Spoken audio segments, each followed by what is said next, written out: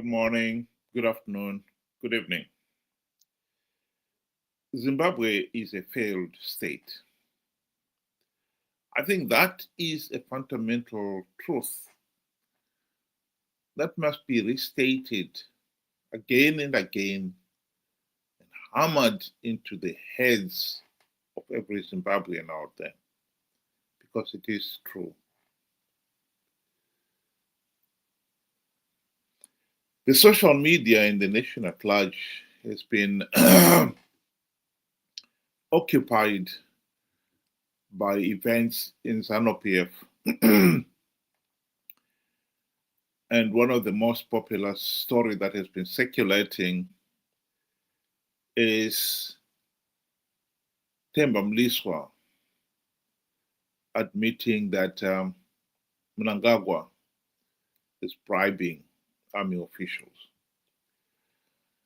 He was only saying what we already knew. A few days ago, Mnangagwa gave 102 vehicles to senior army officials with a promise of more to come. 700 altogether are supposed to be dished out in the next few weeks. And Themba Mliswa was only stating the obvious when he said that Mnangagwa is bribing the army guys.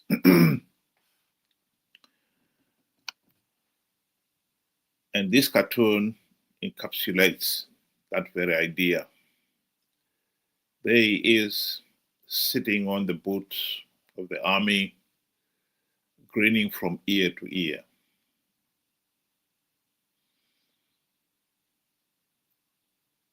The cartoonist here picked up the important points that Mnangagwa is completely oblivious of. All these political machinations is only confirming something that investors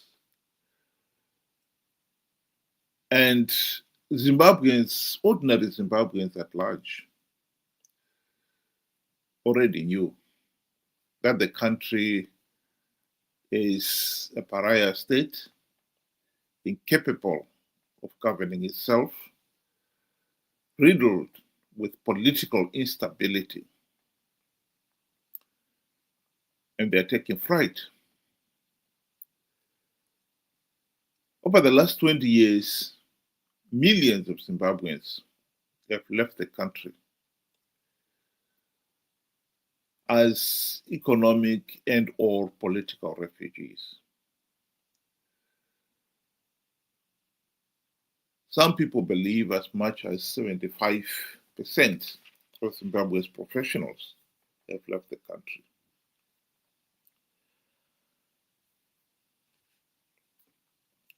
You don't have to be a rocket scientist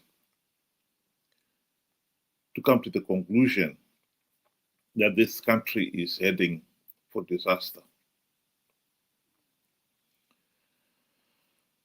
Because we are a failed state. As much as some people don't want to admit it, but the truth is, we are a failed state. Here is Ian Smith rubbing it in. Think of what they inherited. This jewel of Africa, as they told me. A country which had one of the best run economies, which was noted for its freedom and peaceful race relations. The result is, I must tell you, disastrous. There's no point in denying and pretending this is a success. But of course, if you are Mnangagwa, you think it is a success. Here is another cartoon of him corrupting the opposition. This is nothing new. There is no secret. It is no secret that Mnangagwa has corrupted the nation's institutions, brainwashed the majority, the overwhelming majority of ordinary Zimbabweans out there, and corrupted everybody else, including the opposition. The opposition in Zimbabwe had the opportunity to implement the democratic reforms which would have ended the Zanu PF dictatorship. They did not. It was a wasted opportunity. The 2008 to 2013 was the golden opportunity for Zimbabwe to implement the reforms. We did not. Mugabe bribed Morgan Tsvangirai and his banded MDC mongoose, and they forgot about the reforms. And ever since, it has become more and more difficult to get any meaningful reforms implemented.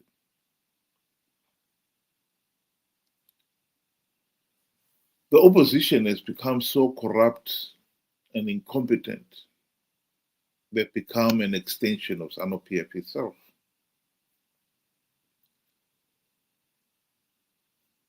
I think it is no exaggeration to say the MDC CCC is Zanu PF Team B in all but name. They've been playing for Team A to win and for Team A to have legitimacy. The tragedy for Zimbabwe is that the people themselves have failed to see it. They failed to see the opposition for what they are.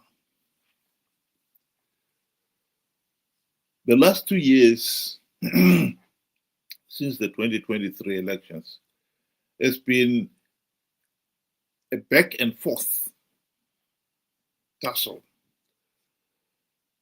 with the Chamisa Chete brigade. While they will accept that Zanu PF rigged the 2023 elections, they will not accept that Chamisa had lied to them when he said he was going to plug the vote rigging loopholes. This is a serious problem because by refusing to accept that Chamisa lied to them, it's clear that if he was to repeat the same lie, they'll believe him again. And that is exactly what is happening. Chamisa is gearing to inform his followers that he'll win the 2028 elections, just as he told them that he was going to win the 2023 elections. They believed him. They participated, confident that Chamisa would win. But when that failed to happen, they cannot even accept that he had lied to them. Makorokoto Zimbabwe, nokuti hakuna munhu anomira kana denga raronga plan. Denga raronga plan, denga harifoiri. Plan ya Mwari haifoiri. Ini ndatanga kugadzira cabinet. There is no way we are not going to form a new cabinet. There is no way we are not going to have a celebration. There is no way we are not going to have an inauguration. Let's start preparing for our inauguration. Let's start preparing for our celebration.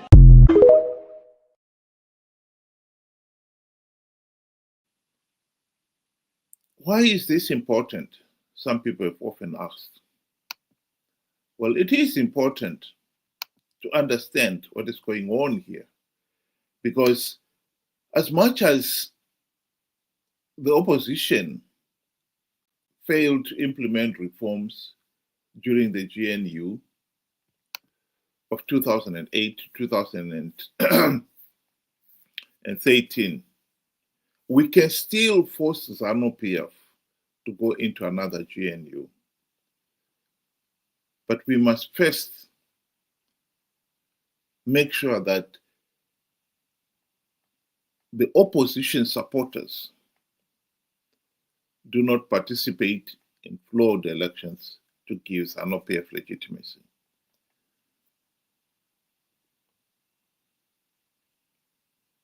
That point seems to escape some people. If you participate in the flawed elections, you give the process legitimacy. And like I pointed out earlier on, Mnangagwa has been clever enough to corrupt the opposition leaders. He knows by offering them the trappings of high office, they will participate no matter how flawed the process gets.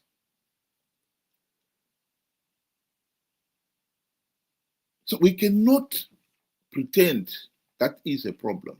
It is a problem.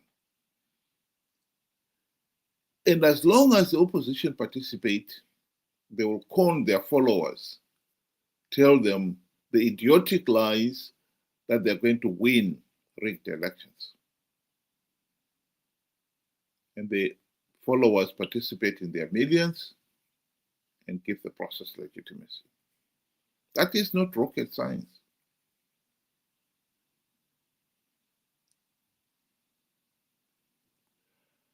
It is a pity that the country has been ruled by buffoons for 45 years and counting. And it is little wonder we're a failed state. 45 years of being ruled by buffoons have taken a heavy toll.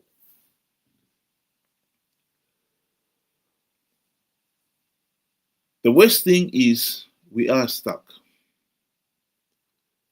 Zimbabwe's political system is incapable of coming out with a solution because Mnangagwa and his Zanu PF thugs have corrupted the nation's institutions and key people in various sectors, including the opposition. And unfortunately, the political system has not allowed individuals to think for themselves. And so both Zanu PF and the opposition have a pool of these voters whom they can con to do whatever they like. That is our political paralysis. Of course, we are stuck.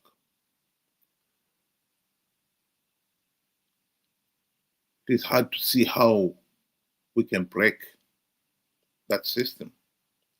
You can't reason with people who are brain dead. We are, whether we care to admit it or not, the very epitome of the wandering Jew. Thank you very much. Have a good day.